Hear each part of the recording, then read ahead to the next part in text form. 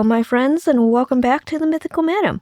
I'm June, your slightly over-caffeinated but always curious guide through the world's strangest myths, pettiest gods, and supernatural gossips that's been passed around since long before social media made oversharing an art form. Before we dive in, a quick thank you to the people who made this all possible. The Mythical Madam podcast is produced by the brilliant producers and editors at Sunface Media, Andy Lara and John Armstrong, who keeps this chaos on track and makes sure you actually get to hear it. Welcome to the Mythical Madam, my little corner of the internet where we sip on a bit of curiosity and wander into the eerie, the haunting, and the beautifully strange. So if you're ready for a little chaos, a little darkness, and yes, plenty of my unsolicited thoughts along the way, get cozy and settle in wherever you are. Welcome to the Mythical Madam podcast, where we share the myths, the mysteries, and oh yes, the mess. A quick disclaimer before we start. This episode is based on my own research from a variety of sources, oral traditions, historical accounts, and scholarly research. But as with any myth, as we've discussed before, details can vary between tellings. I've done my very best to weave together the most compelling and culturally respectful version for you today. And yes, I'm aware that I'm on a roll with myths about the universe's grand opening. What can I say? I love them in that strange way you love something you can't quite explain. So here you go. Today's episode is about beginnings. The kind of beginnings that don't come with inspirational sunrise montages or neatly written step 1, step 2, step 3 kind of plan. Oh no, today's story begins with a stomach ache. Our star, Mbombo or Mbomba, the creator god of the Kuba people of Central Africa, a giant god who, and I'm not being poetic here, vomited the entire world into existence, and somehow it's both ridiculous and profound. If you've ever started something messy, chaotic, or completely unplanned and somehow made it work, you're going to relate to this god more than you'd expect. Welcome to episode 10. Imagine the heart of Central Africa, the region that will one day be home to the Kuba kingdom, a land where the Congo River winds through the dense rainforest, where the air is thick with humidity and the earth smells like rain even when it hasn't fallen in days. But in the beginning, none of that existed. No birds, no rivers, no palm trees, no insects humming in the heat. According to the Kuba, in the very beginning, there was only water and darkness. No ground to stand on, no sky to look up at. Floating in the endless sea was Mbomba, enormous, pale-skinned, alone, and not feeling his best. Imagine having the whole universe to yourself, and instead of enjoying the peace and quiet, probably sitting there thinking, something's not right. My stomach feels kinda weird. And then it happened. A deep sickness welled up from within him, and Mbomba opened his mouth, and out came not a sigh or a groan, but the sun. The sun tore through the darkness like it had been waiting for its big entrance. And suddenly, there was light. Warm golden light that began to heat the endless water. And where there's heat, there's change. Parts of the water began to pull back, revealing stretches of land like they'd been hiding just beneath the surface. But Mbomba's stomach was still churning. One cosmic gag reflex later, he vomited again. And this time, out came the moon, pale and watchful. Another heave, and the stars followed, scattering themselves across the night sky like someone had dropped a handful of glowing seeds. And the retching didn't stop there. From deep inside him came the sleek, muscled leopard, a creature of stealth and beauty. Then the crocodile, cold-eyed and ancient. Schools of fish tumbled into the new rivers, followed by flocks of brightly colored birds. And finally, Lokanga, the very first man. In some tellings, Mbomba pauses here, almost like he's thinking, all right, I think that's enough for now. But Mbomba wasn't the type to leave a canvas half painted. So naturally, he kept going. Once the sun, moon, stars, land, and first creatures were in place, the world began to feel like a less lonely canvas and more like something alive. And it was around this point that Mbomba's family stepped in, not to replace them, but to add their own brushstrokes. And forgive me if I'm saying these names incorrectly. I am, or will try my very best to pronounce them. Nyanye Ngana went first. He brought forth the very first white heron, a bird so elegant it looked like it belonged in a painting. But his moment of creation was also his last. He died soon after, leaving his heron as his only legacy. Changanda followed, creating the first plant, the palm tree. Not just any plant though, the kind that could give food, shade, and even the promise of a palm wine. Chedi Mbomba contributed to the very first antelope, a creature built for speed and grace. And then something remarkable happened. The creation started making their own creations. The heron didn't just fly alone forever. The first fish didn't stay single. Soon the land, waters, and sky were filling themselves with life. It wasn't just a creation story anymore. It was like a chain reaction, and Mbomba had started it all. Here's where the Kuba storytelling style comes alive. They don't just tell you how the world began, they weave in little bonus myths, if you will, that explain the smaller details of life. One lesser-known Kuba tale says that the leopard, Mbomba's favorite creation, wasn't always spotted. In the earliest days, its fur was sleeked and plain, but the leopard was ambitious. One night, it tried to climb to the stars, hoping to bring back their light for itself. It didn't make it, but the stars burned its fur, leaving permanent spots, a cosmic tattoo marking the night it reached too high.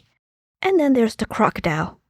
According to some Kuba legends, Mbomba gave it extra teeth as a kind of personal gift. The story goes that the crocodile had a habit of smiling, which, in a land full of dangerous creatures, was considered suspicious.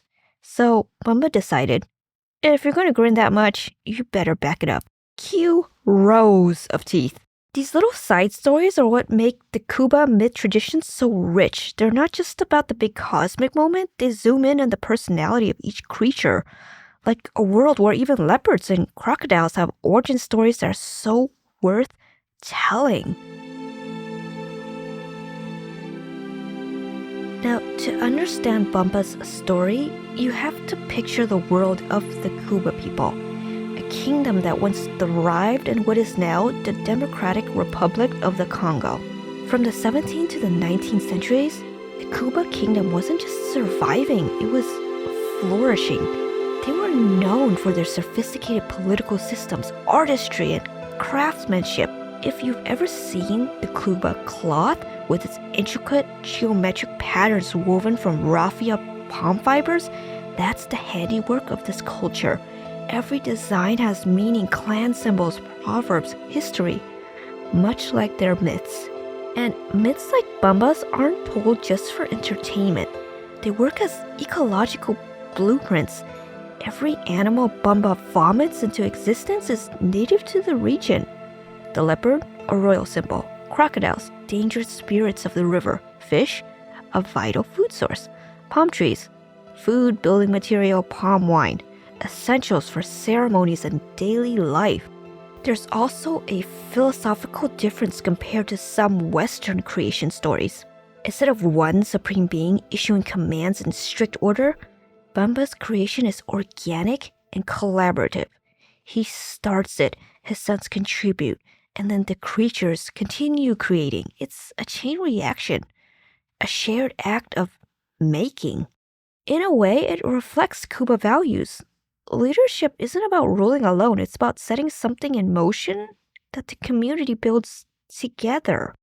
And I always love this part that I can share with you on this podcast, the etymology deep dive. One of my favorite parts about oral traditions is that names aren't just names, they're clues, breadcrumbs, if you will. Every syllable carries history, personality, and meaning. Mbomba, or Mbombo, or Mbombo. Both are used in retellings. The variation comes from colonial transcription. Mbombo more closely matches how it's pronounced in the Kuba language. In many Batu languages, the MB prefix signals something big or mighty. The ambo or amba can be linked to ideas of forming or shaping. Put that together, it's essentially the great shaper, fitting for a god who contained the whole universe in his gut.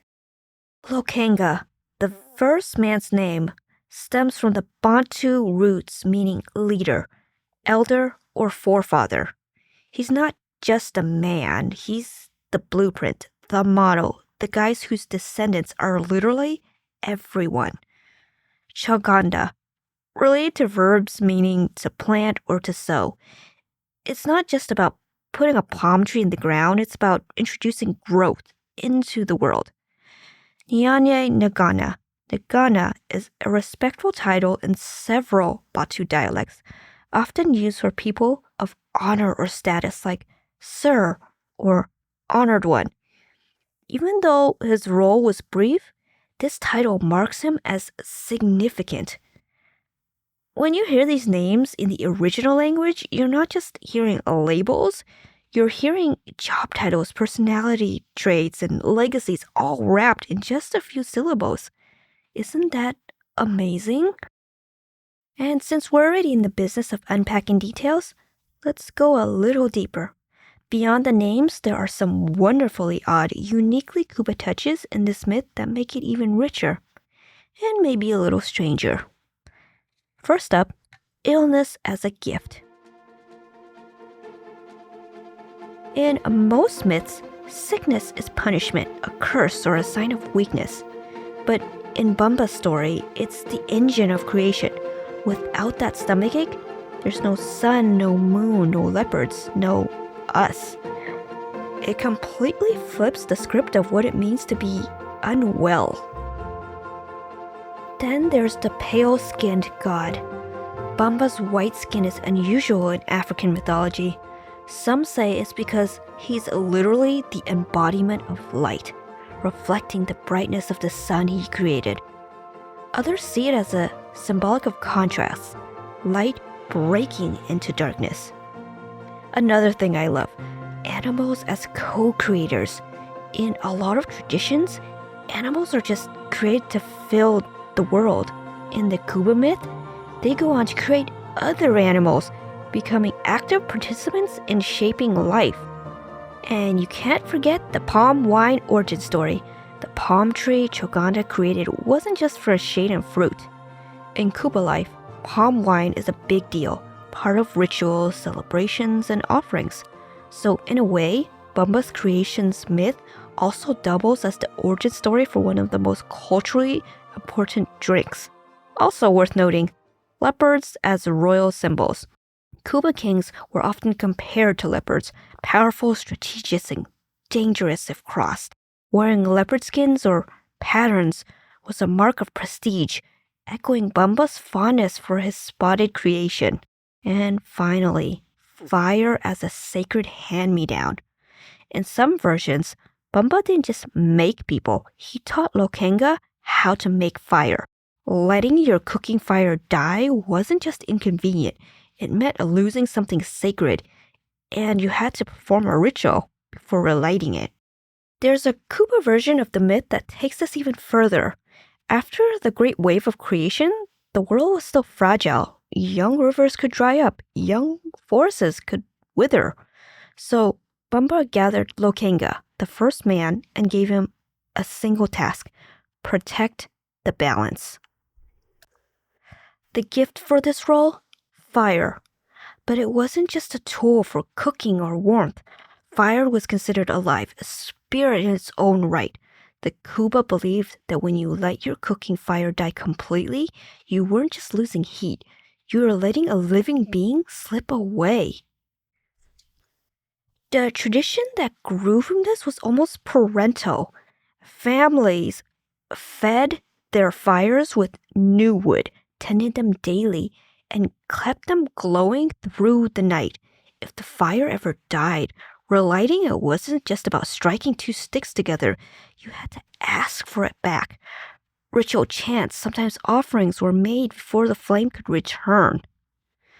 It's a reminder that in the Kuba worldview, creation wasn't a one-and-done event. The world had to be maintained, cared for, and kept alive.